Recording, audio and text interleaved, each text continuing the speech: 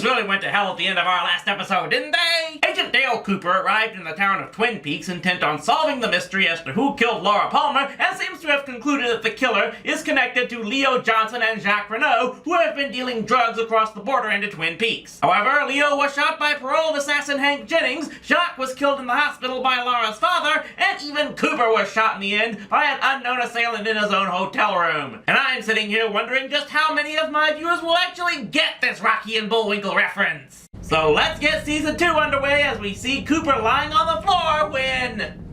I will tell you 3 things. Oh great, Lynch got into the magic mushrooms again. This giant guy starts espousing a whole bunch of stuff that's apparently going to be important to the case, saying there's a man in a smiling bag, the owls are not what they seem, and without chemicals he points. Also, Leo is locked inside Hungry Horse, and there's a clue at Leo's house.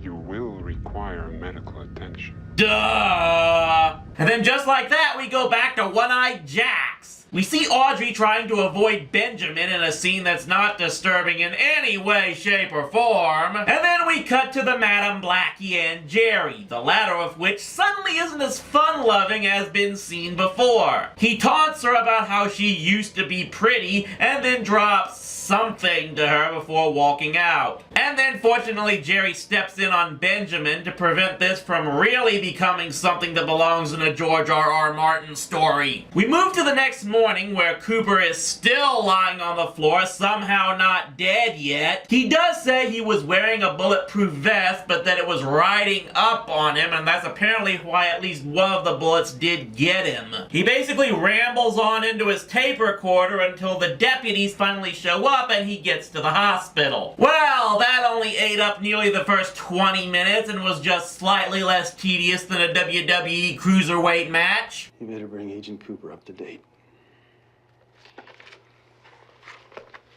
Leo Johnson was shot. Jacques Renault was strangled. The mill burned. Shelley and Pete got smoke inhalation. Catherine and Josie are missing. Nadine is in a coma from taking sleeping pills. Other than that, things have been pretty uneventful. You're not going anywhere. Doc, when the will is invoked, the recuperative powers of the physical body are simply extraordinary. That is my story, and I am not a Gary Stu in any way. We then cut to what looks like a shot from the day after, as we then see Shelley in the hospital as well, no doubt wondering why her knight in shining armor Bobby didn't come to save her. As Cooper tries to walk his way out, he sees Jacques being carried out in what he thinks to be a smiling bag, while elsewhere in the building, Ronnie Pulaski begins to stir. We then go to the Palmer's house, where Madeline starts to talk about a dream she had involving the rug before they are interrupted by Leland, who appears to be morphing into John O'Hurley. Oh, Maresy dotes and dozy dotes and little lambsy divey, a kiddly divey too, wouldn't you? A kiddly divey too, wouldn't you? A kiddly divey too, wouldn't you?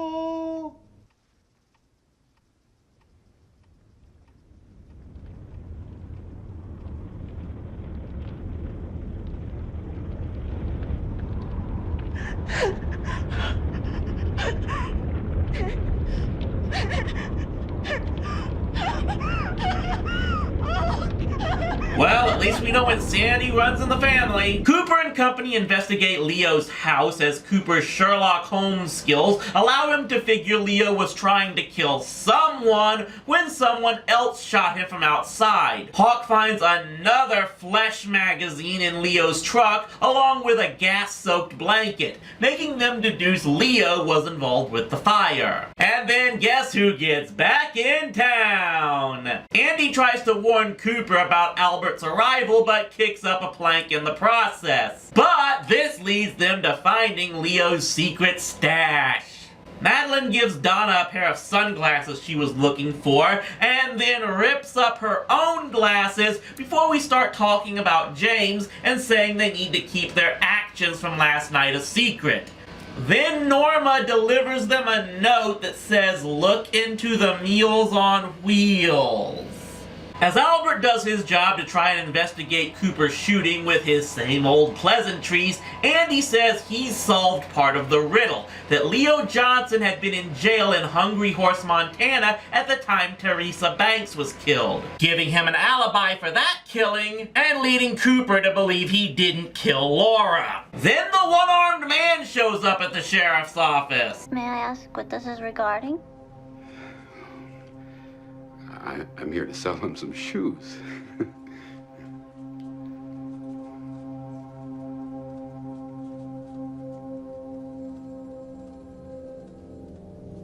Yeah, Lucy, that's pretty much the look I have. Still incarcerated, James shows Harry the tape from Jacoby's and says he thinks it wasn't Leo that killed Laura, that it was someone else in a red Corvette. Cooper orders James to give him the necklace, saying he figured James had it, but didn't give it to him because he was scared of Jacoby. And then Donna comes in! Donna? Hi, Lucy. Okay, seriously, what started flowing in the water in this town? Cooper has Andy and Lucy search through back issues of the magazine for photos of Teresa Banks, because that's not gonna be awkward for them, while he confronts Jacoby about the necklace. Jacoby says he'd been following Leo that night and lost him before he noticed James's motorcycle and saw him and Donna bury the necklace. He says that from what he heard and saw from Laura in her last days, that he feels she wanted to die, that she let herself be killed. When Cooper asks him about Jacques' death, Jacoby says he heard the fire alarm and noticed the smell of burnt engine oil. Bobby does visit Shelley in the hospital and she tells him of how Leo tried to kill her starting the fire. Ed is also there, naturally checking on Nadine. He talks to Cooper about how he was always in love with Norma, but she ran off with Hank, so he ended up marrying Nadine in a spur-of-the-moment thing, and admits that the eye patch is because he shot out her eye in a hunting accident on their honeymoon. Yeah, bad omen, yada yada yada. Then Cooper finds another possible clue to the smiling bag. We then see Paul in the hospital making a running gag in this episode about how bad the hospital food is. As Cooper says he's ready to lay the whole thing out, we see that Norma has also shown up visiting someone. It might be Shelley, but it's hard to tell as Shelley's hair somehow got darker this season. At any rate, as she leaves, she sees Ed tending to Nadine. Again, I hope there's a big payoff to this whole love triangle thing. We get an admittedly touching scene with Bobby and his father at the diner, before Norma then comes in and Hank gets upset with her that she wouldn't tell him about Shelley, and Bobby recognizes Hank as the one who shot Leo. Oh, come on, Bobby, hasn't everyone in Twin Peaks plugged someone at least once by now? Back at the station, Cooper, Albert, and the rest lay out what they believed happened on that fateful night. That Laura left home late that night first to meet with James and tell him she didn't want to see him anymore before running away from him to join Leo, Jacques, and Ronnie. They engaged in sexual acts at Jacques' cabin and Laura was attacked by Jacques' bird. But Jacques and Leo had a fight, Jacques passed out, and the other three were gone by the time he came to. However, they say Leo drove off in his Corvette, leaving the girls alone because Hawk had found evidence that there was a third man that had been outside the cabin. Wait, what? When did this come up? Really, I rewatched and double-checked the episode where they investigated the cabin. Nowhere in that episode do I recall them saying anything about evidence to a third man. So yeah, this sounds like Lynch and Frost are pulling something out of their asses to extend this mystery further. So yeah, the third man was the one who took the girls to the train car and killed Laura and attacked Ronnie. So focused on killing Laura that he didn't notice Ronnie come to and escape. He left the letter R under her fingernail just like he did the letter T with Teresa, and he left the Fire Walk With Me note written in blood. The blood's AB negative type doesn't match Leo, Jacques, Ronette, or Laura, so it must be the killers. And Andy starts to cry and then finally tells off Albert for his attitude, though he seems to take it in stride, all things considered. While Cooper concludes that with Laura, Jacques, and the bird dead and Ronnie and Leo in comas, it's up to them to find the third man, the real killer of Laura Palmer. Congrats, you just rendered most of the last season virtually pointless and extended this storyline another few episodes. Harry gives Pete a ride home from the hospital and he reads a note he got from Josie that says she had to leave for Seattle on a business emergency, which he claims is something she does every few months, but he suspects it's to indulge a certain vice of hers: shopping. Harry says they still haven't found Catherine and that while he wants to hope for the best, he should probably prepare for the worst. At that moment, they get a call from this strange Asian man asking for Josie. When Harry says she's out of town, he hangs up and then calls Hong Kong. Ben and Jerry, yeah, I'm still wondering if the writers did that on purpose, show up at the lodge and Ben wonders where Audrey has been before they find Hank waiting for them. He tells them how Josie ran off and Leo is in a coma and Catherine is missing, and they are certain the fire will be blamed on Leo and Catherine. Well, I guess that's all tied up. We cut to Audrey, who's still holed up at One-Eyed Jack's. Madame Blackie is disappointed in Audrey's performance last night and threatens her that she wants no more complaints. Meanwhile, Donna calls up Meals on Wheels and says she wants to take over Laura's old run. At the Palmer family dinner, Mr. Palmer starts to talk about turning a corner in his life in what seems to be his first coherent speech since the pilot. And then he starts dancing again before he passes out for a moment. As Cooper looks to finally get some rest, he wonders if he really saw the giant man, while Audrey lies in bed at One-Eyed Jack's, wondering if Cooper got the note she left him, which Cooper hasn't seen yet. As she hopes that Cooper can hear her cries, the giant visits Cooper again and tells him that one person saw the third man, who is now ready to talk. And as this happens, Ronnie begins regaining consciousness and starts seeing things.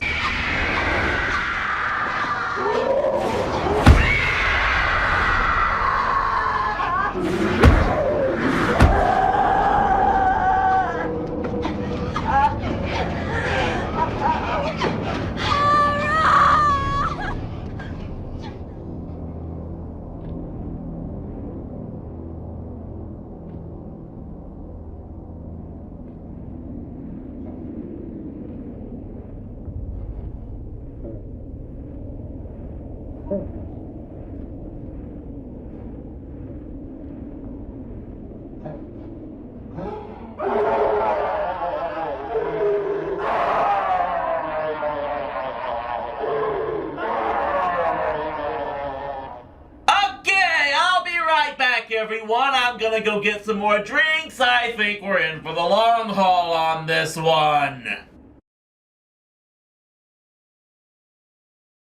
Okay, everyone still here? Great. Everyone still sane? Close enough. So according to Cooper and company, Laura Palmer on the night she died was with Renette Pulaski, Leo Johnson, and Jacques Renault. However, neither Leo or Jacques killed Laura, as there was a third man there that took the two girls to the train car. A man that we hadn't heard any clues about until literally the previous episode, so what the hell there? And now the mission is to find this mysterious third man, since everyone else is either dead or not responsive. Okay, maybe it's possible that David Lynch had the idea for this third man from the beginning, because we have seen who this person clearly is in the dreams and visions of individuals like Cooper and Laura's mother. But even if we disregard the problem that it still sounds like an ass pull and how it was brought up, where is the intrigue? At this point, it's not about discovering who the killer is, but where he is. Oh well, David probably has something that he set up to have pulled out of... Oh well, Lynch probably has something that he set up to have pulled out of his ass 5 episodes ago. Call it a gut feeling for me. At the start of this episode, Cooper is torturing Albert with his Tibetan knowledge in the lodge, while also telling him that Renette Pulaski is awake and that hopefully she'll be able to talk soon. Albert says Jacques was suffocated to death and that he suspects Leo started the fire. And then he reveals there was another reason he's in this area. Wyndham Earl, Cooper's former partner who went insane, escaped from the asylum he was locked in. I'll bet he's a very important plot element to this mystery. Oh, and then we see that strange Asian man clearly keeping his eyes on Cooper. Cut to Donna working her new task with Meals on Wheels, delivering to a bedridden old woman. I requested no cream corn. Do you see cream corn on that plate?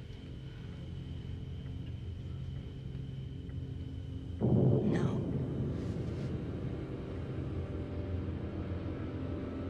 Okay, less than 10 minutes in and I can already start hearing the Calliope music in my head. Then she tells Donna she should talk to Mr. Smith next door about Laura. Rather than get the hell out of this neighborhood and never come back like a smart individual, Donna goes next door, but no one answers over there, so she leaves a note. Cooper and Harry visit Ronette in the hospital, and Cooper shows her sketches. First of Leo, who Ronette indicates did not attack her. Then he shows her a sketch of the mystery man, Bob.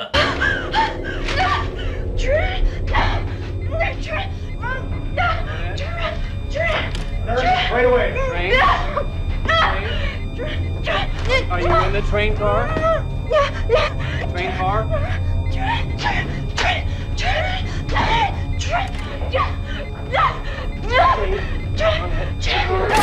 Got any more good ideas, Coop? Benjamin and Jerry are now laying out their plans for Josie selling the mill to them. Ben says they need Pete to sign off on the deal as per the terms of the Packard estate, meaning they aren't sure which ledger to destroy, debating as to which one will help them get a better deal for the land. We then see Andy putting up wanted posters of the mystery man, and getting tangled in scotch tape in the process, as Log Lady sits down at the diner next to Bobby's dad. Her log has something to say to him. Deliver the message.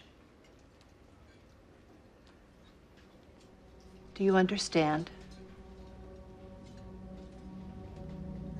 Yes, ma'am. As a matter of fact, I do. You know, it might not be a good thing that she's dropped pretty far down the list of strangest people in this town. We then cut to another confrontation between Andy and Lucy, where we finally hear that apparently Andy can't be the father of Lucy's kid because he's sterile. And she won't tell him who the actual dad is. Is it too late to start a pool as to when they start banging again? Hank briefly stops by for his parole meeting, and this is where Harry reveals that Hank used to be a bookhouse boy. He then gets a call from Benjamin, who says how Audrey has been missing for the last couple of days. It is good to know that Benjamin does have some care for his daughter while he's in the midst of screwing over the entire town and its economy. Other things start going wrong for the Horns as well. First, discovering they can't collect on Catherine's life insurance since she didn't sign it, and then hearing that Leland told the Icelanders about the fire, thus putting the whole deal in jeopardy. And then as Ben and Jerry try to smooth things over, Leland sees a wanted poster and says the man on it used to live next door to his grandfather's summer home in Pearl Lakes. Because again, at this point, we have every reason to believe anything Leland Palmer says is true.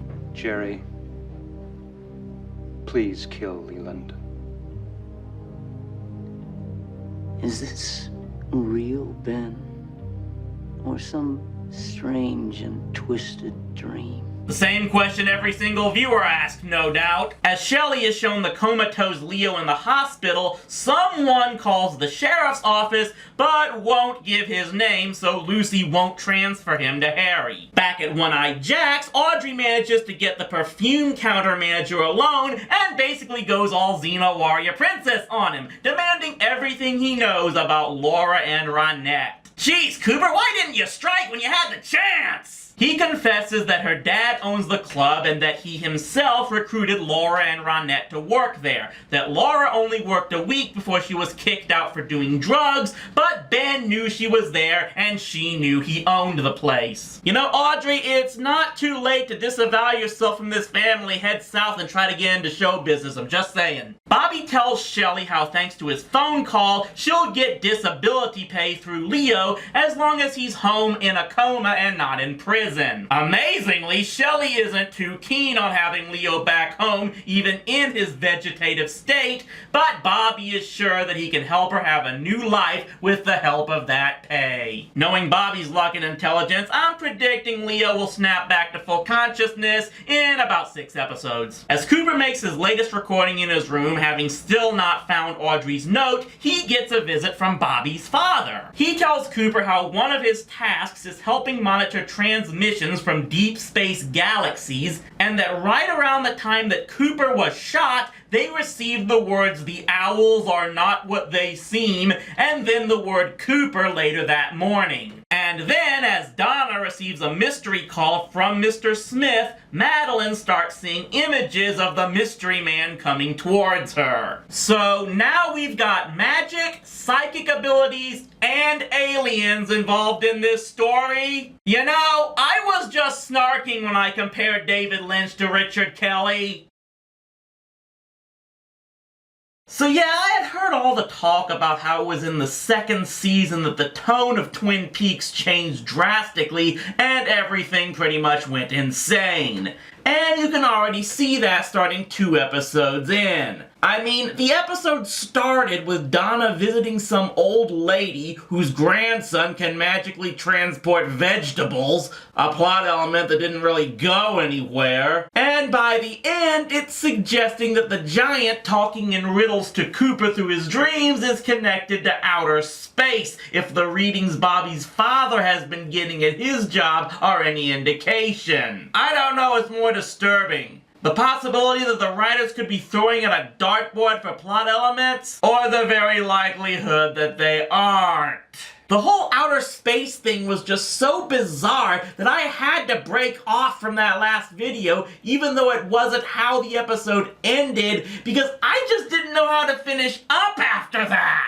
The episode actually ended with Audrey calling Cooper from One-Eyed Jacks, but getting intercepted by Blackie. And I don't even want to know if there's slash fic out there including those two. So for this episode, we start with Ronette having another fit and needing to be restrained. With her being sedated, Cooper takes advantage to check her fingers and finds the letter B, deducing that their mystery man somehow got in, tainted her IV, and planted the letter. It's at this time Cooper reveals to Harry and Albert about the giant visiting him and leaving him the clues. Naturally, Albert is a little skeptical. Donna finally gets her visit with Mr. Harold Smith, who was also a customer of Laura's Meals on Wheels, but only because he's a shut-in. At his place, Audrey notices a piece of paper sticking out, but she can't get to it before he comes back with a special flower for her. See, he's a horticulturalist. At the station, Cooper says he is sure the 4 people who have seen the mystery man have some type of psychic link that will lead them to him. Among other things, Albert says the letter was cut from an issue of the porno mag and that no government office has any info on their mystery man. As he prepares to leave town again, this leads to one of the greatest lines I've ever heard. You might practice walking without dragging your knuckles on the floor. Albert, let's talk about knuckles. For the last time, I knocked you down. I felt bad about it. The next time is going to be a real pleasure. You listen to me. While I will admit to a certain cynicism, the fact is that I'm a naysayer and hatchet man in the fight against violence. I pride myself in taking a punch, and I'll gladly take another because I choose to live my life in the company of Gandhi and King. My concerns are global. I reject absolutely revenge, aggression, and retaliation. The foundation of such a method is love. Burn! A snarky critic who rejects violence. I I knew this was gonna be my favorite character in the series. Albert's path is a strange and difficult one. Cooper tells James he won't be charged since they know the coke was planted, but tells him to stop getting in trouble trying to figure everything out. And then this guy comes in, another department store employee named Dick Tremaine. Subtle, David! Leland shows up to tell Cooper that he recognizes the mystery man as someone who lived in a white house near his grandfather's summer home and recalls that his name was Robertson, leading Cooper to figure the letters have been meaning to spell out his name, and that he used to flick matches while saying, "Do you like to play with fire?" Cooper is now convinced that this is their man. We get a scene of Lucy and Dick having their lunch date, and we're clearly made to believe that Dick is the father from some drunken fling they once had in the department store. It's looking more and more like whatever evil lurks in this town is centered around that store. James admits to Madeline his concern about Donna's recent attitude change, and then Donna comes in seeing the two of them hold hands and goes all green. Great, because we had to have another love triangle to follow in this show. We then cut to Audrey being bound and gagged and about to be drugged by Blackie, and I'm just wondering, with every other Sherlock Holmes trait he's shown so far, how did Cooper not yet deduce that Audrey is at One-Eyed Jack's since she said she saw him there and hasn't charged in? We see Harry with the one-armed man in his shoe collection, but he begins to lose it when he sees a wanted poster. Yeah, Jim Dandy. Oh, very, very popular. The lovely thing about... Mr. Gerard. Mr. Gerard, you okay? I'm sorry.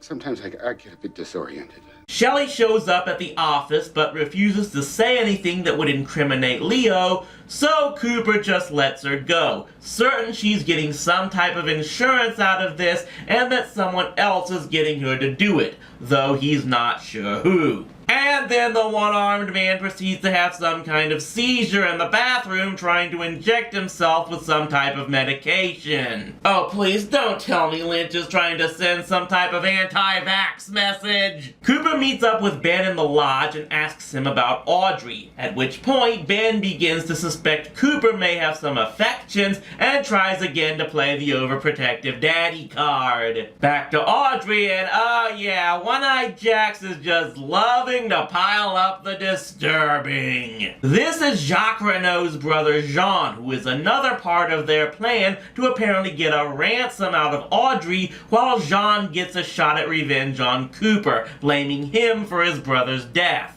As they learn that Josie will be back tomorrow, Hawk tells Cooper and Harry that they found the White House boarded up, but they won't be able to get much info from the county offices until morning. Cooper then hears how the one-armed man was there and wants to find him, since in his dream he knew the mystery man. By now he's run off, but finding his syringe, Cooper declares it's the answer to the clue "without arms he points." Cooper and Harry then visit Dr. Jacoby in order to put him through hypnosis to try and get him to remember more about the night Jacques was killed. And this leads to Jacoby revealing he did see who killed Jacques and that he knows him. This comes in between a lot of other plot elements that I'm still not sure really connect in the main plot in any way. Nadine is shown having to be restrained in her hospital bed because of all the adrenaline going through her right now. Good God. Oh great, now we're going into Stephen King territory.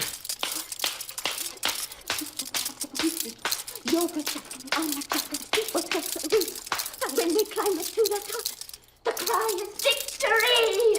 V-I-C-T-O-R-Y!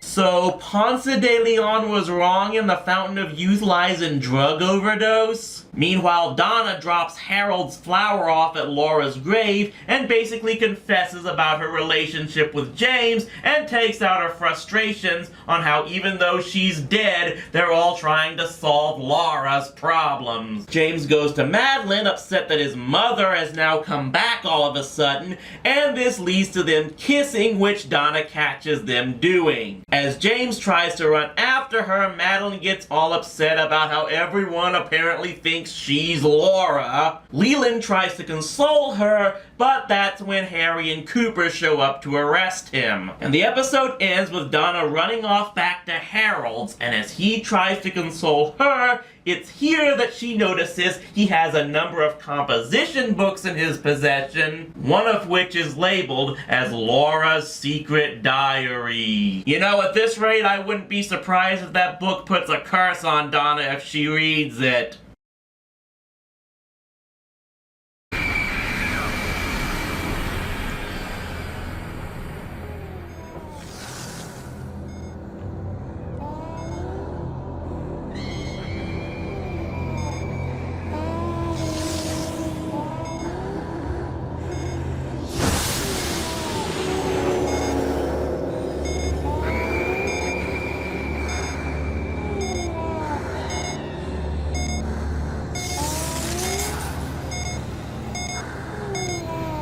Well, it's a good thing I restocked on the crazy pills before I started season 2. So actually, we're back with Leland Palmer being questioned by the sheriff. He pretty much admits to killing Jacques Renault and talks about feeling absolute pain. Cooper expects him to plead insanity, while the doctor seems to have some sympathy for him, but insists he doesn't believe in revenge murder. Then Andy approaches the doc and tells him how he wants to take the fertility test again. As he goes to get the sample, he runs into Lucy, who finds the copy of the magazine he had to clearly give him some help. Ah, lowbrow rom-com level comedy. That's what you expect from a show like Twin Peaks. As everyone starts planning for Leo and Leland's arraignments, Harry says the county has no info on a Robertson staying at that house Leland told them about, but there was a family named Kalispell that previously lived there. And then we get more comedy with Andy and his sample. But this time it does help move the plot, as Cooper sees Andy wearing the same type of boots they found at Leo's place. Andy says he bought them from the one-armed man, so Cooper says they have to find him. We then move to the lodge, where Ben is told by an employee that a big travel writer named M.T. Wentz is rumored to be coming to town. No one has ever seen him, and he always pays cash, but they are determined to find who he is to score a good review for him. Basically, we're now throwing in the same plot that would be later used in Dunstan Checks In. Great. And then Ben finds Jean Renault in his office. Really, you would think the richest man in town would have a lock on his door. He plays him a tape of Audrey being bound and gagged and says in addition to the ransom he says the kidnapping party wants, he wants to be a partner in One-Eyed Jacks and that Agent Cooper must deliver the ransom. Then leaves saying there will be a call tomorrow at noon. After taking it better than you would think, Ben calls asking for Agent Cooper. We then move to the diner where Norma tells Hank that M.T. Wentz is coming to town and they want to score a huge review for him. Wait, so M.T. Wentz reviews hotels and restaurants?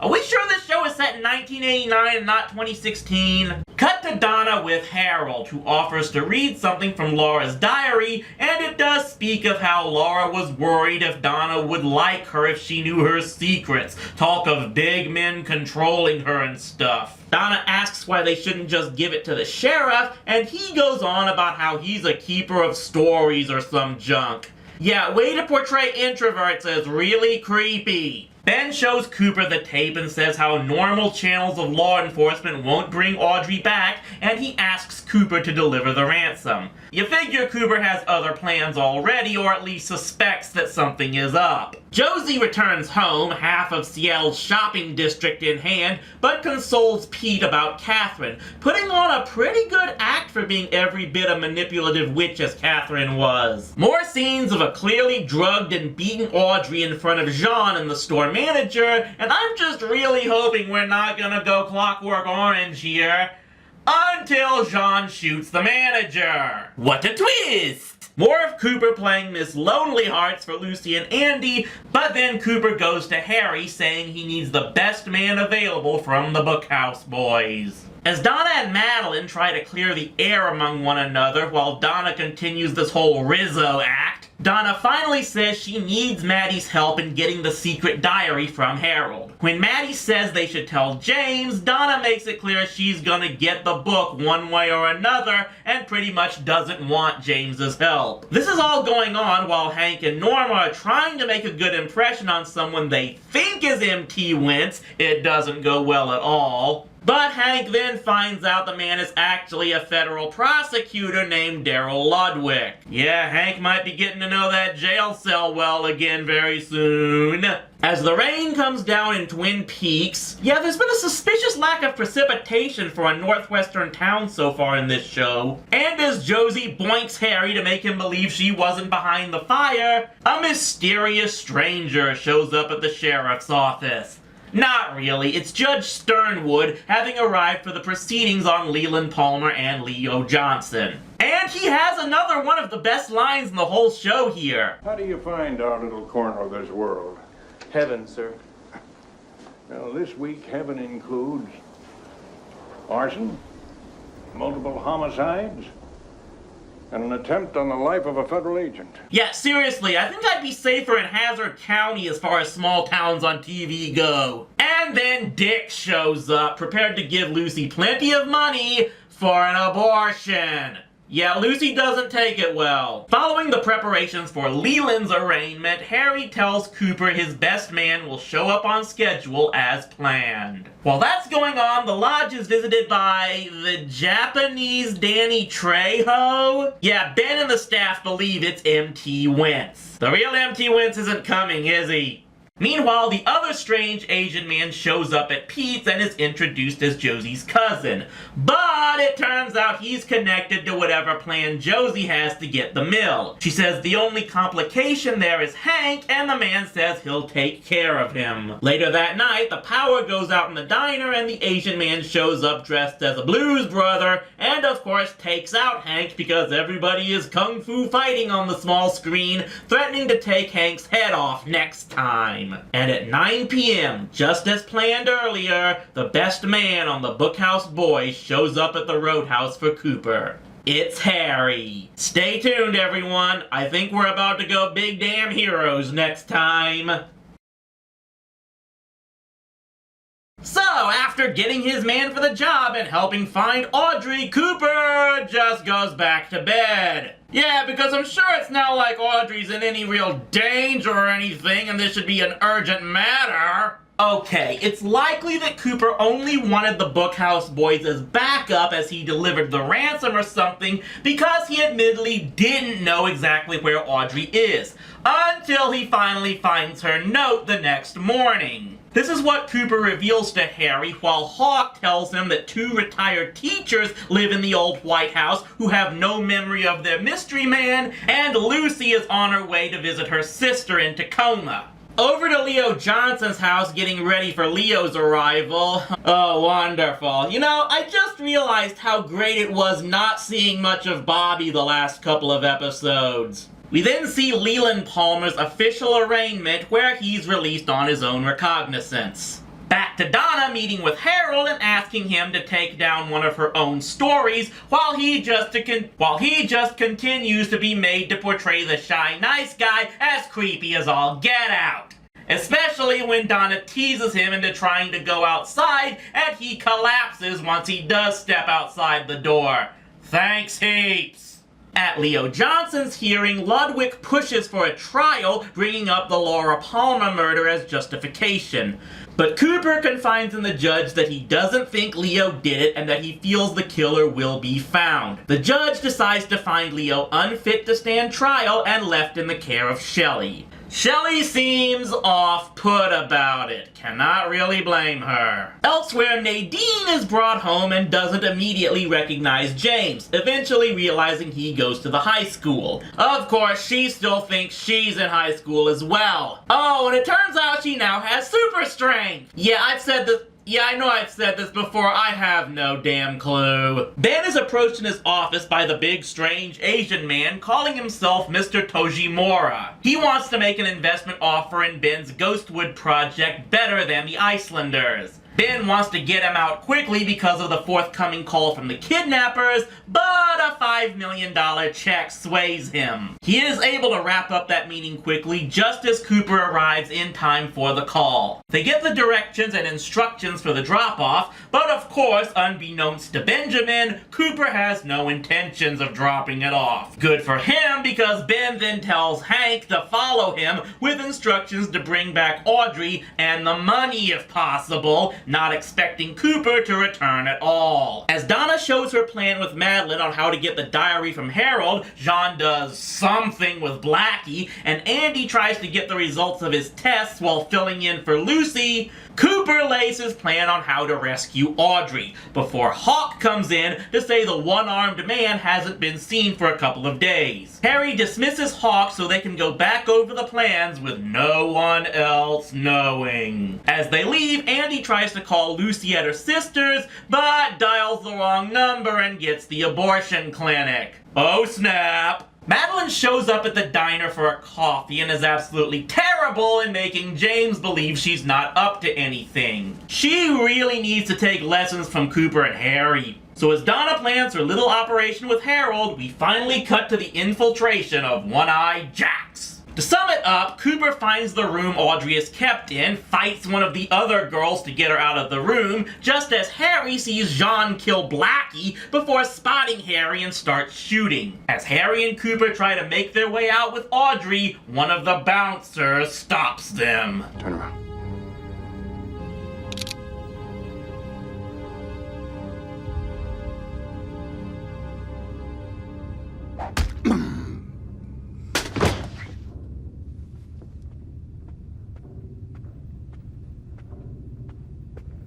Good thing you guys can't keep a secret.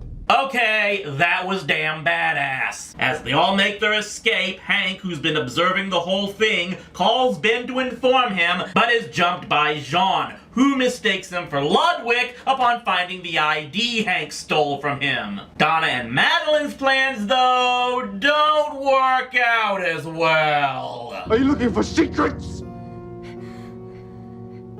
Is that what all this is about?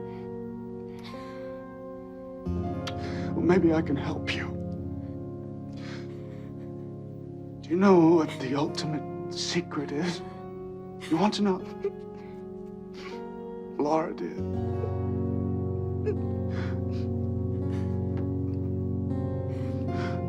The secret of knowing who killed you.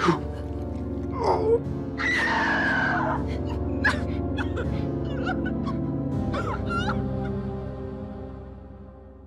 But you're just like all the others.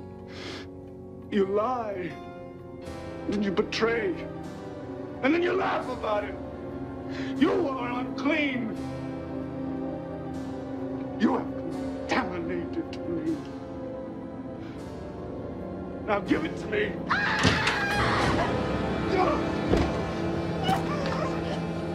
Donna! Donna! No!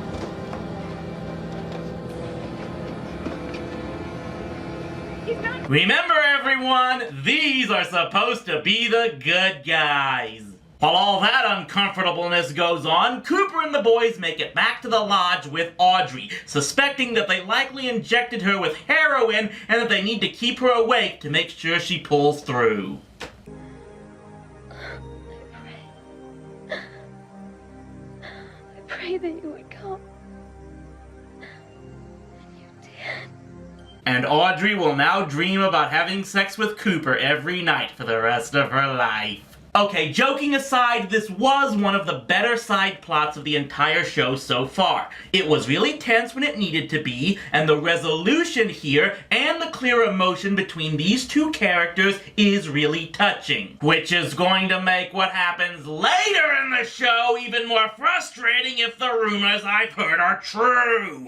As Cooper says Audrey is through the worst of it, Harry identifies Blackie's killer as Jean Renault, and says Jean runs all the the Vice activities in the Northwest Territories and clearly was after Cooper from the beginning. Cooper now blames himself for what Audrey went through because he stepped out of line, saying this isn't the first time he's done so that led to someone getting hurt. You are the best lawman I've ever seen. But Coop, sometimes you think too much.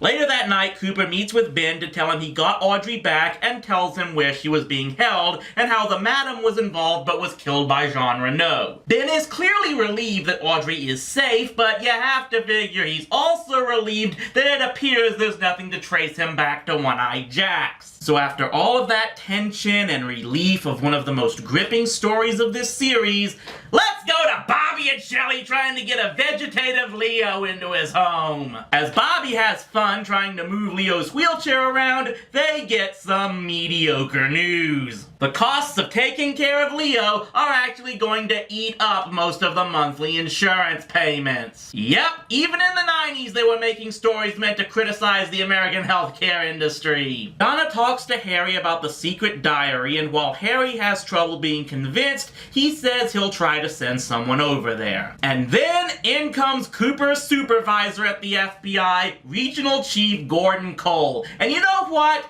I will hand it to David Lynch for this one. If he's gonna go and cast himself in his own show, at least it's as comic relief. You'll have to speak up, Sheriff. Hearing's gone. Long story. Item, a vicuna coat. Albert found fibers in the hall outside of Cooper's room from a vicuna coat. Coat was vicuna.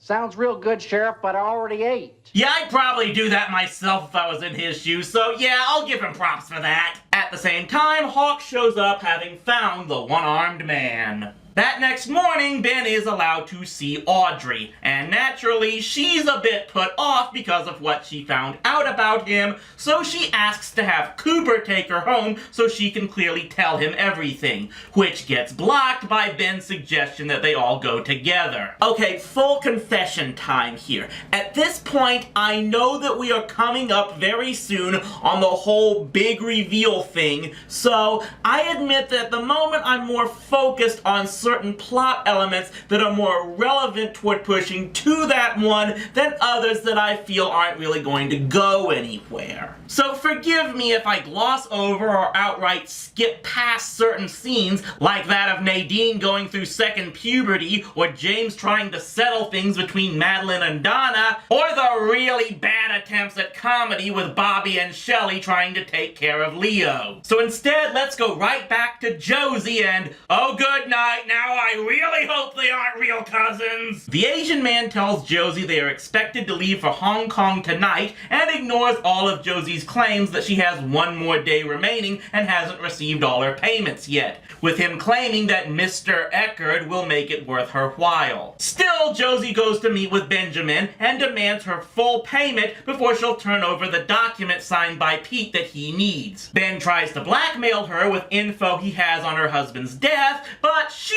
fires back by saying she has plenty of dirt on him. Check and mate. So he concedes to giving her the $5 million check he received from Toji Miura. Cooper finally meets with Gordon at the station, and after he shows some concerns, referencing an earlier case in Pittsburgh where Cooper was also wounded, he hands Cooper a note sent from headquarters that he feels Cooper will recognize the handwriting. It looks like his old partner Wyndham Earl is after Cooper and taunting him with references to chess moves. Meanwhile, Harry comes in on Josie just as she's getting ready to leave. She tells him the Asian man is her assistant. Oh, thank God the cousin thing was a lie. And she says she's going home now that she's sold the mill, which I guess is the truth, and not even Harry saying he loves her can stop her. Ben brings Leland into his office saying he's willing to bring him back into the fold now, and Leland proceeds to give him ways to buy time until he can confirm the payments from the Asian investors. Ben then meets with Toji Miura to try and get to know him better, and things aren't going very well. And then Leland starts singing karaoke. Didn't even take him 3 hours to make Benjamin regret his decision. Temporary insanity, huh? Hopefully some of these people will be on your jury. you will be home free. While that's going on, Pete starts trying to talk to Tojimura. You're not from around here, are you? I am a visitor. Well, that's awkward. Cooper and company interrogate the one-armed man, with Gordon saying his medicine is to deal with schizophrenia. Of course, they're talking about multiple personalities, which schizophrenia is not about, but that's a rant for a different subject. And when they show him the photo of the mystery man, this happens.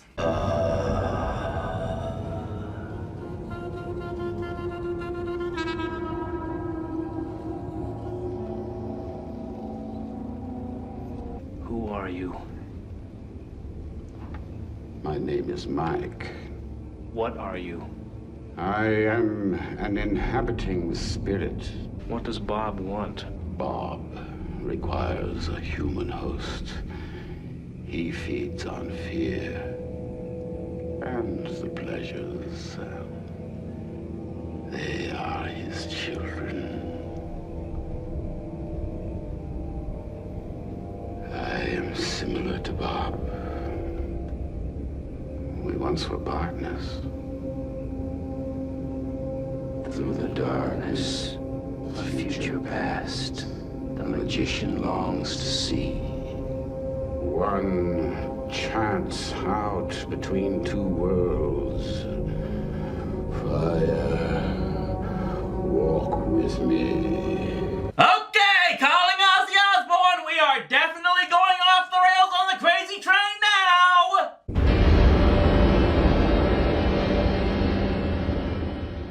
Well, it's come at last, my rowdy friends.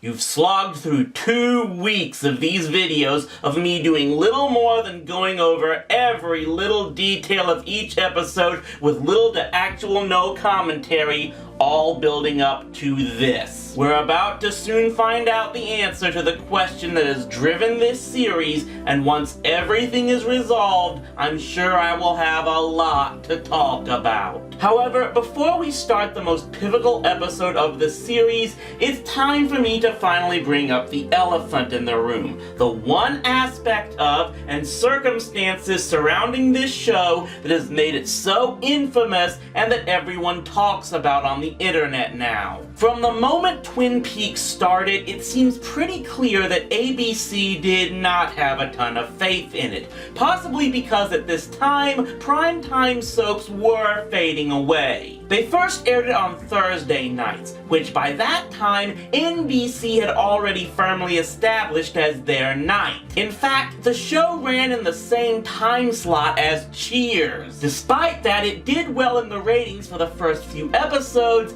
and then they started to decline going against the juggernaut sitcom. The season finale was moved to Wednesday night, which boosted the ratings enough to get it a second season, and then ABC moved it to Saturday nights for season 2. Viewership dropped by more than 2/3 of the 34 million viewers it previously averaged, and that caused them to press the panic button, ordering David Lynch to reveal Laura Palmer's killer in that second season. So it's here, 7 episodes into season 2, that we will finally get that answered. The episode opens with Mike still rambling what he actually ended the episode on, claiming Bob could be found in a large house made of wood surrounded by trees with many rooms occupied by different souls. Cooper figured he meant the Great Northern Hotel, and everyone is getting ready to head there. Also, Hawk is getting ready to have Harold Smith's home searched because Gordon says the page pieces found at the train car were from a diary like the one Donna says Harold keeps. Then Gordon just leaves, saying he's on his way to Bend, Oregon.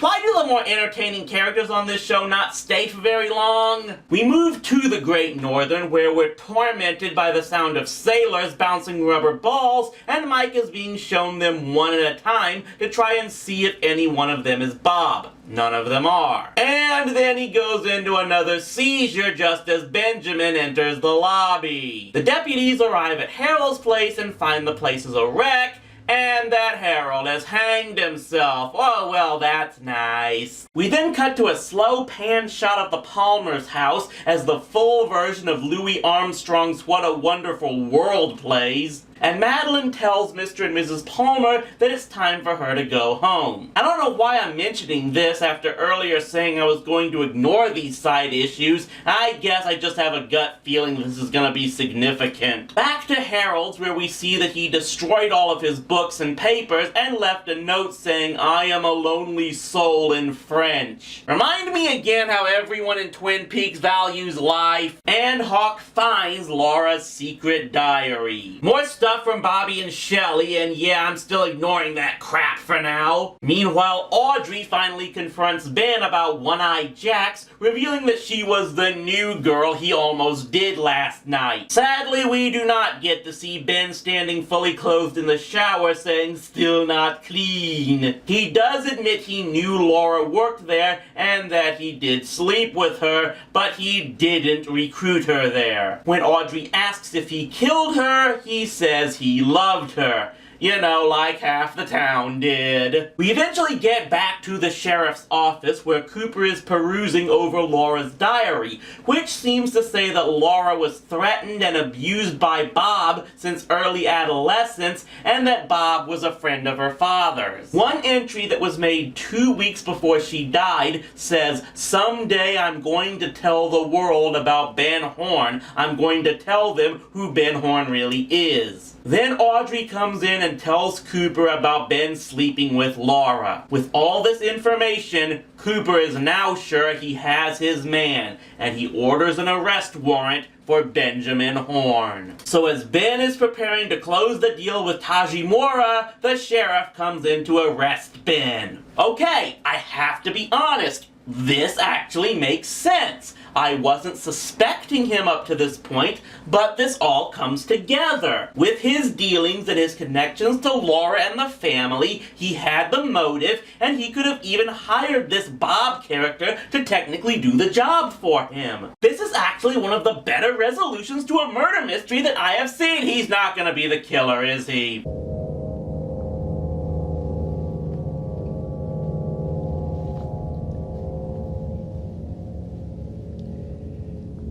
We don't know what will happen or when, but there are owls in the roadhouse. Okay, my response to that is, how the hell did you get in here? And on that same note, we move to Pete's place, where Tajimura has suddenly shown up there and starts coming on to him. But it's okay. Not because this show is trying to be groundbreaking like that in 1990, but because it turns out that Tajimura is actually Catherine! Yeah, I kinda figured she was never dead. Oh, meanwhile, Mrs. Palmer is crawling on the floor and sees this. Go ahead and make your own revelations, Pale Horse Rider joke here. So much of the fourth act is just Cooper and others at the roadhouse while this strange woman performs, until he shows up again.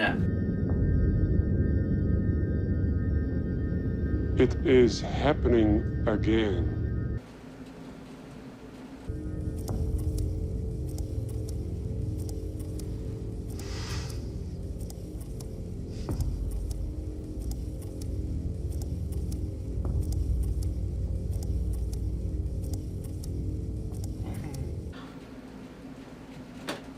Sarah?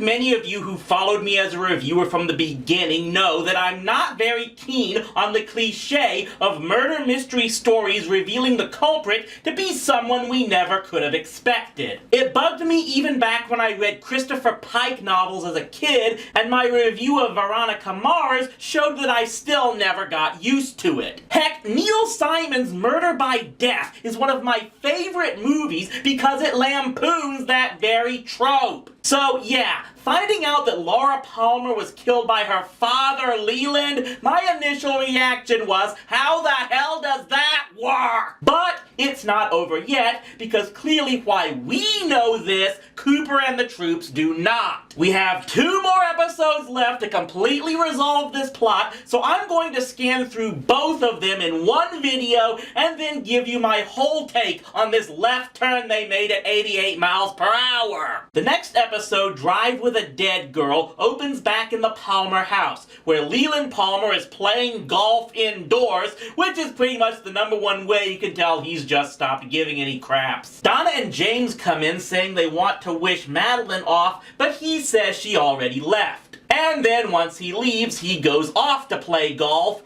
with the latest body in his golf bag. We then cut to the sheriff's office where Jerry meets Ben in jail and says he'll be handling his case. He's not a criminal lawyer, and he's not exactly John Cage either, so Ben looks kind of up the creek here. By the way, a bunch of other new side plots start up that I'm not paying much attention to right now, like Norma's mother coming into town, but I will also point out how Lucy returns with her sister and her new baby, which I'm sure a lot of you want me to mention because the sister is played by Kathleen Wilhoit. Many of you no doubt are remembering Pepper, and I'm having flashbacks to that awful Kathy cartoon. We see Cooper walking with Harry down the hall talking into his recorder when he sees Leland dancing with his golf clubs in the lobby. You know, just as I'm writing this thing up, I saw Nash Bozard on Twitter say that rural America is nuts, and yeah, this show doesn't do much to quell that belief. They tell Leland about Ben getting arrested and he seems to take it well to them. But now, of course, Cooper's spider sense goes nuts again. As they question Ben and take blood to try for a match, things just go from bad to worse for Ben because Bobby finds a tape that proves Ben was connected to the mill burning. Yeah, something actually happened with him that I gotta talk about. And then Pete visits Ben with a tape from Catherine saying she'll only testify for him if he signs over the mill and the Ghostwood Project to her. Catherine.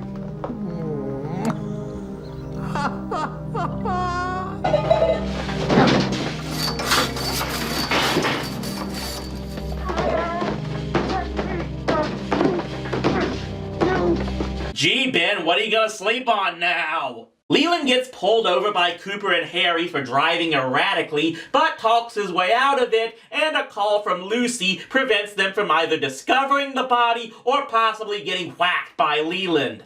I'm not sure which, but the latter would at least prove that Bob is an equal opportunity serial killer. Oh, and the one-armed man Mike escapes, but I guess they reclaim him quickly and bring him before Ben, but Mike says Bob has been present but isn't there now. Harry still officially charges Ben at this time, but now Cooper thinks Ben didn't do it, which of course Harry isn't too keen on. Cooper, I've backed you every step of the way.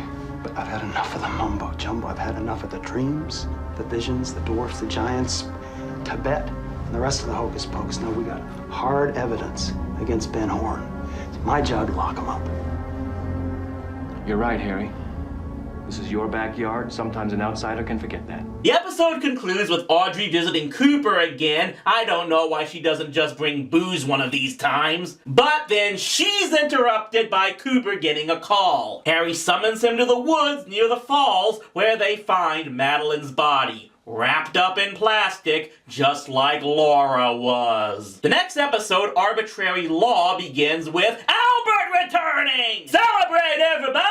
He deduces that Maddie was killed by the same one who killed Laura, since there was a letter under her finger as well. Certain that the killer is still at large, Cooper asks Harry for 24 hours to keep things quiet until he can figure it all out. And even Albert is willing to let Cooper do any of his mumbo mumbo jumbo if it leads to the killer being found once and for all. At the diner, Donna hears Andy recite the line from Harold's suicide note, and remembering that Mrs. Treeman next door said the same thing, goes to Cooper with that information. But when they arrive at the house, they find a younger Mrs. Treeman who says she's lived alone since her mother died 3 years ago. Yeah, I got no damn clue what the point of this is, and I don't think I want to. However, when she hears Donna's name, she gives her a note that was left to her apparently by Harold. It's actually a page from Laura's diary. Last night I had the strangest dream. I was in a red room with a small man dressed in red and an old man sitting in a chair. I tried to talk to him. I wanted to tell him who Bob is because I thought he could help me. But my words came out slow and odd. It was frustrating trying to talk. I got up and walked to the old man. Then I leaned over and whispered the secret in his ear. Cooper returns to Mike at the lodge, who seems to be breaking down, but tells Cooper the giant can help him find Bob if he asks him first.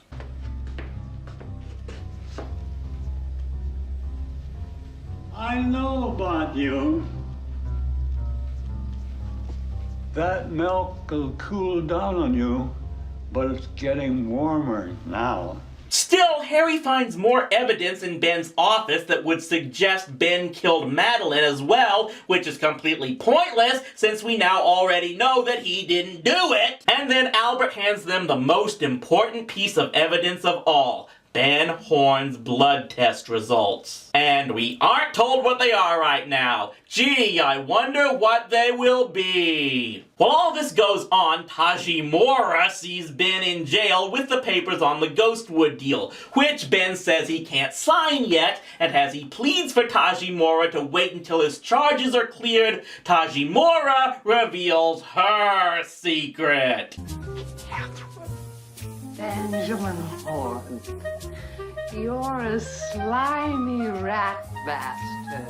Catherine gets him to sign over the deal to her, and then of course she continues to taunt him as she leaves. We get a scene where it looks like Leland is going to kill Donna, but he gets interrupted by Harry showing up asking for his help. And so Leland Palmer, Ed, Bobby, Leo, and Ben are all taken to the roadhouse with Cooper and the troops. In the pursuit of Laura's killer, I have employed Bureau guidelines, deductive technique, Tibetan method, instinct, and luck.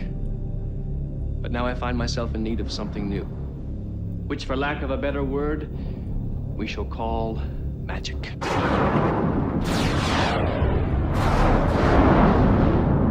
Would you like us to hum? Tibetan chant, perhaps? I think it's going terrifically well. God damn it, guys! Stop sarcastically criticizing! That's my job! And then Major Briggs shows up with the old hotel attendant. I really don't know how to describe what happens next, just that the attendant going up to Leland makes Cooper finally remember what Laura told him in his dream. My father killed me. And then Cooper finds his precious again. Cooper asks for Ben to be brought back to the station with Leland accompanying him. But when they arrive at interrogation, they throw Leland in there instead. How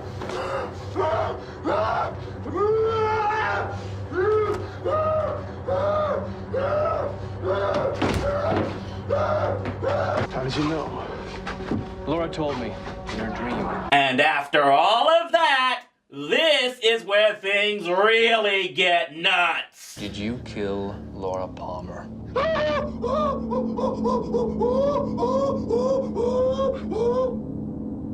a yes.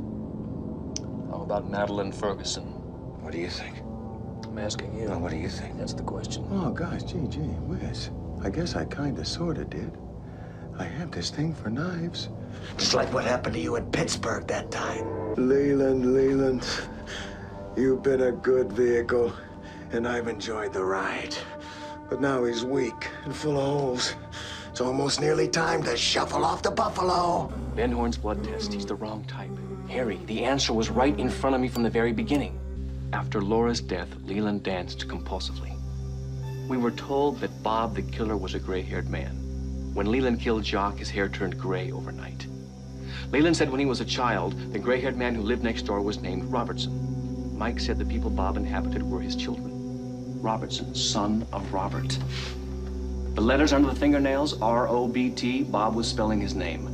A signature on a demon self-portrait. And then the sprinklers get set off because of Dick's cigarette. Yeah, Lucy was confronting both him and Andy while all this was going on. This, combined with him bashing his head on the door, I guess, somehow releases Ben from Leland and leaves him to realize what happened. When he was inside, I didn't know.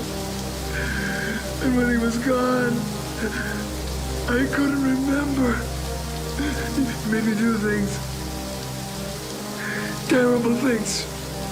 He said he wanted lives. He wanted others that they could use, like they used me. Like Laura. They wanted her. They wanted Laura. But she was strong. She fought him. She wouldn't let him in. And then Cooper starts speaking in tongues, and this causes Leland Palmer to die. Makes as much sense as everything else we've seen these last few episodes. And so the episode and the Laura Palmer storyline ends with Cooper, Harry, Albert, and Agent Briggs talking about whether or not Bob really existed, and if so, where he is now.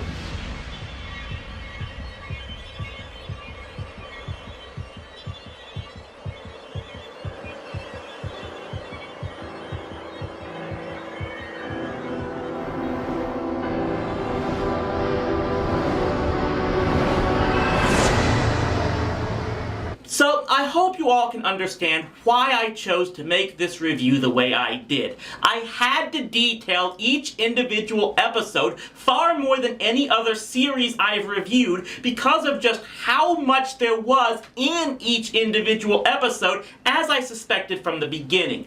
I told the truth when I said I didn't know who the killer was when I first started this review, but while I didn't know the person's exact identity, I figured it would turn out to be something that I would have something very powerful to say after all was revealed.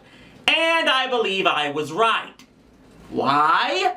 Because this thing made absolutely no goddamn sense! Yes, Cooper revealed all the clues that ultimately linked Leland to the crime. But while it is frustrating that this is another case of the creators accusing us of falling for the red herrings and missing out on the really important clues, that's not what causes me to boil over on this one. What does?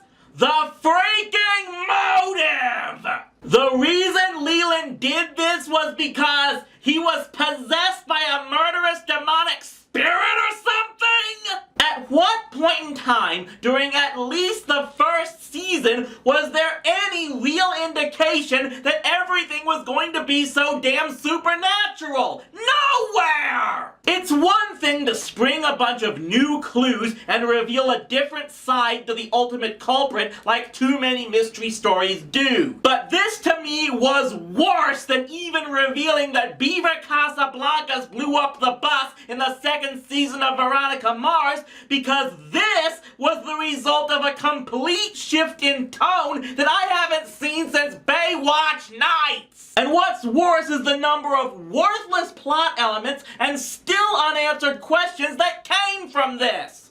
What about Renette Pulaski? Her presence in the story was meaningless. She contributed nothing toward ultimately figuring out who did it. What exactly are the giant and the crazy old attendant? Maybe they'll get revealed later on, but for now, no reasons are given as to why they would help Cooper. At least Mike had a reason as to why he wanted to stop Bob and thus try to help, even if it was nothing more than explaining who Bob was. And as for Laura, Really? You spent the whole first season setting her up as a troubled teenager that essentially got herself into a situation that was going to get her killed, as if it was some warning about getting into drugs on the wrong path in life, but now you just reveal in the end that she was actually fighting Bob the whole time? While doing cocaine and engaging in prostitution? What the hell even? The whole resolution just threw too much nonsense at us in the last act of this final episode in the story that it makes me think that David Lynch just threw the first thing that came into his head when he got the edict to resolve this storyline. And maybe he did, and maybe he didn't. I'll get into that next time when I try my best to sum up what all happened in the show after all of this and give my final reasons as to why I feel this show's fate was doomed to happen from the very beginning.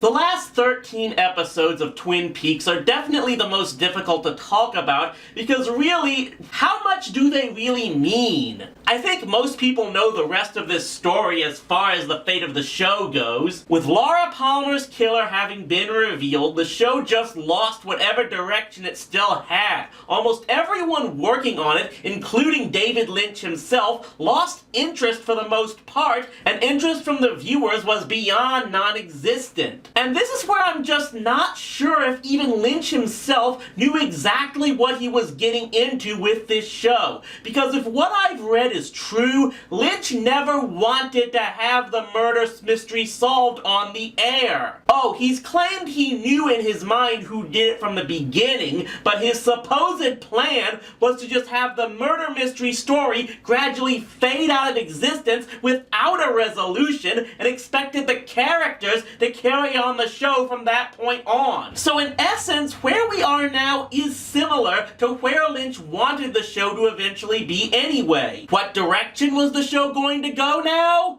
Well, it definitely went in a direction. Now, they try to give storylines to a bunch of other characters. Bobby tries to blackmail Benjamin into a job using the tape he found, and eventually does succeed, but at the same time, Ben is going a little insane over the fact that he's lost the Ghostwood deal and control of One-Eyed Jacks, and has started thinking he's Robert E. Lee. You know, like you do. And then when he comes back to his senses, he claims he wants to be a good person now and thus fight the Ghostwood development on environmental grounds, and Audrey starts working for him now, just abandoning her pursuit of Cooper. Yeah, I'll get to more on that later. We also get Nadine going back to high school and joining the wrestling team, and I'm not sure if this show was ripping off that episode of Saved by the Bell or vice versa. James appears to leave Twin Peaks and gets caught up in some murder mystery himself that really doesn't lead to anything. Aside from all that, the second biggest story involves Josie suddenly returning to Twin Peaks, claiming that she escaped Jonathan, the Asian man who worked with her, and Thomas Eckhart, who turned up dead. Yeah, I don't remember when that was revealed, but Albert deduces the killer was the same person who shot Cooper and believes it was Josie. It appears everything Josie has done has been in the employ of Eckhart, who is also in town now and was a former rival of Andrew Packard, who also has been revealed to be alive after all. It seems Josie or Catherine or someone warned Andrew about the attempt on his life and thus he went into hiding, but did Hank know about that? Anyway, after tormenting her by making her work as a servant, Catherine tips off Cooper to Josie being at the Great Northern, but Cooper can't get to her before she kills Eckhart, and then just collapses and dies. And then guess who shows up again?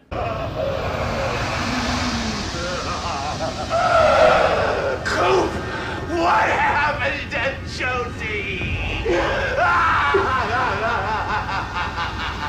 This all leads to Catherine getting a box left to her from Eckhart that contains a key to something, and Catherine and Andrew make it clear they would cheat each other to steal the key at first chance. This also all goes nowhere. But mainly Mainly, the remaining episodes focus on what happens to Agent Cooper. He's preparing to leave Twin Peaks, only to find out he's being suspended from the FBI and being investigated for drug trafficking in relation to him crossing the border to rescue Audrey from One-Eyed Jacks. Obviously, he's being set up by Jean Reno. To help his case, Cooper enlists a friend from the Bureau's DEA office, who's recently had a sex change and is played by David Duchovny. Long story short there, Cooper is able to get the drug charges cleared thanks largely to photos Audrey took incriminating the real culprits, but as long as he's still suspended, it doesn't matter too much because Harry makes him a Twin Peaks deputy. Replacing the quiet elegance of the dark suit and tie with the casual indifference of these muted earth tones. It's a form of fashion suicide, but call me crazy.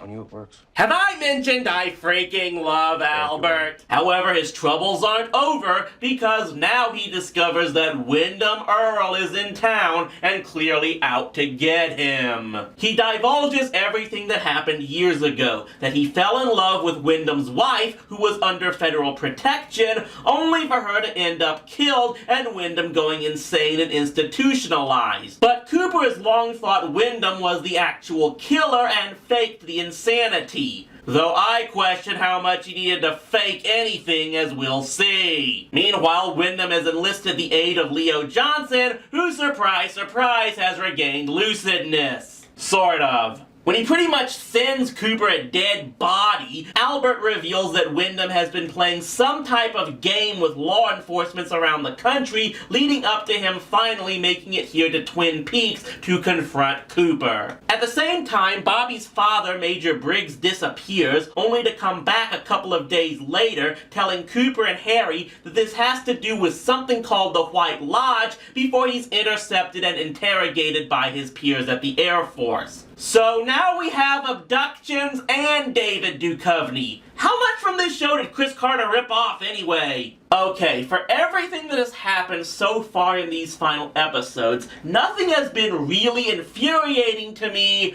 until this. We're introduced to Norma's cousin, Annie Blackburn, who, yes, is played by Heather Graham, who has come home after spending 5 years in a convent. And she was pretty much introduced to this show to be a new love interest for Cooper. So why would they just abandon Cooper and Audrey like that? Get this. At the time, Kyle MacLachlan was in a relationship with Lara Flynn Boyle, and she took jealousy to a whole nother level and didn't want her boyfriend's character to end up with Sherilyn Fenn's. Was Miss Boyle drinking too much of the water in Twin Peaks herself to go so flipping insane? When Major Briggs returns from interrogation, he's lost so much faith in his employers that he's willing to work with Cooper and Harry and divulge whatever information he can. Gordon returns and reveals Wyndham Earl was on the same Project Blue Book that Major Briggs was on, investigating UFOs. The appearance of tattoos on both Major Briggs and the Log Lady drive them to a place called Owl Cave, where they find... Harry, I have no idea where this will lead us, but I have a definite feeling it will be a place both wonderful and strange. $10 says it's a place with a Mad Hatter and a Queen of Hearts. So, what do they do after they find this gateway to the rabbit hole? Cooper heads back to the lodge and starts flirting with Annie while Wyndham finds the gate. The only thing stopping me from using a So Stupid clip is I'm not sure which one to use. They come back the next day to find an entire petroglyph exposed while Wyndham starts ranting about the White Lodge, which is essentially Shangri-La, and of course has a counterpart called the Black Lodge, a place of total power. After Wyndham kills another man, stuffing him in a giant chess piece, and sadly that's only the second worst death a Ted Raimi character has endured, evidence from Major Briggs on Project Blue Book leads Cooper to deduce that a vengeance plot has been a smokescreen all along, that Wyndham Earl has actually been looking for the Black Lodge. To make a long story less long, at this point Wyndham, who has become the second most insane villain behind John Sims' portrayal of the Master, has deduced deduce that the drawings represent a map to the Black Lodge, of which the gate will open very soon, and sure enough, in the woods, something starts appearing and... yeah, they're going there, people! Cooper, meanwhile, deduces that Bob comes from the Black Lodge and is attracted to fear, not knowing that Wyndham has had the office bugged all the time. They figure out that the gate is open this year from January to June when Jupiter and Saturn are in alignment, and that Wyndham is going to kidnap the winner of the Miss Twin Peaks pageant, who, surprise, surprise, is Annie, while Andy also discovers the map and thus leads Cooper to where Wyndham is taking Annie. Okay, here's the deal. Up to this point, these final episodes of the series haven't been that bad. No, really, I mean that. Everything is just compelling and insane enough to be interesting. There's a second new storyline that actually is compelling and makes me want to see what's going to happen. And then came the final episode.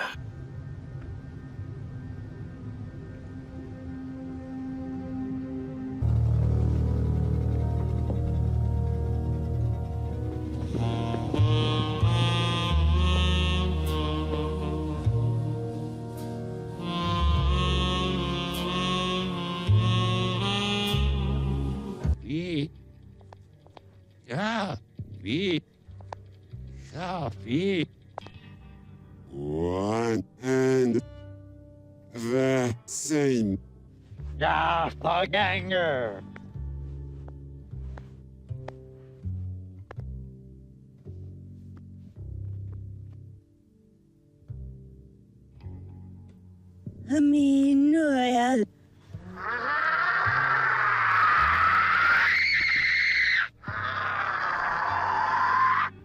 It's me. It's me. Caroline. You must be mistaken. I'm alive. If you give me your soul, I let Annie live. He can't ask for your soul. I will take his.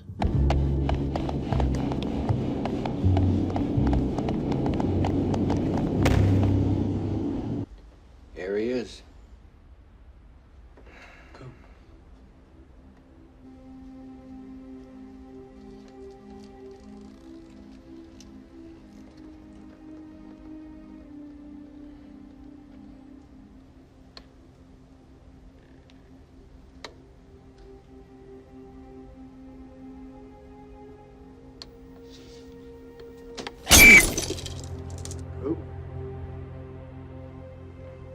Coop!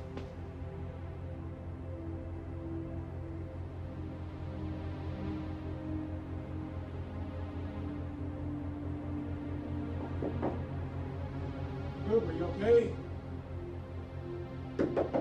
Coop! How's Annie? How's Annie? How's Annie? How's Annie? How's Annie?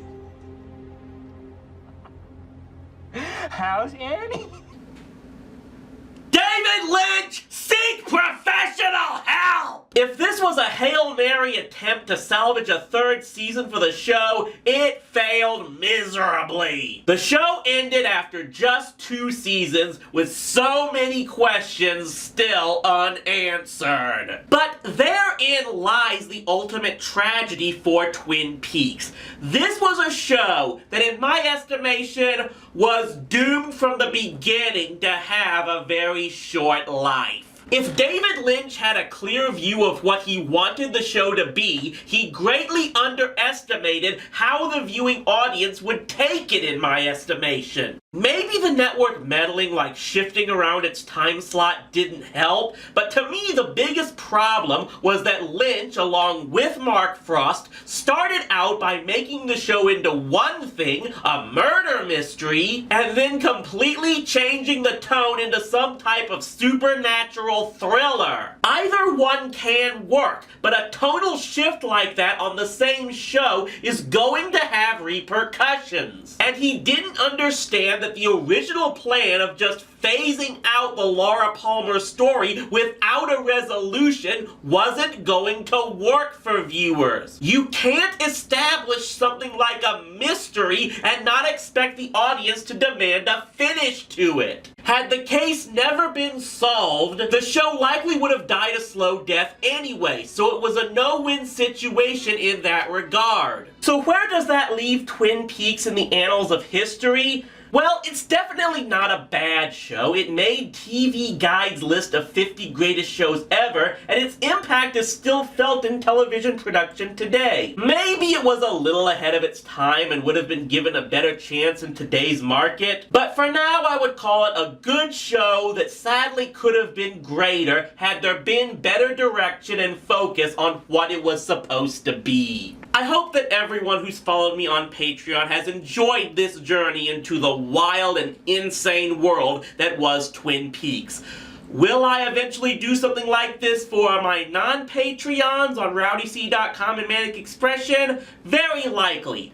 Will I eventually review things like the new series on Showtime or the theatrically released movie Twin Peaks Fire Walk with Me? We'll wait and see on that. But for now, thank you for going on this journey with me, and we'll see you next time with what else I have in store this summer for all of my loyal Patreons and all of my fans on TV Trash.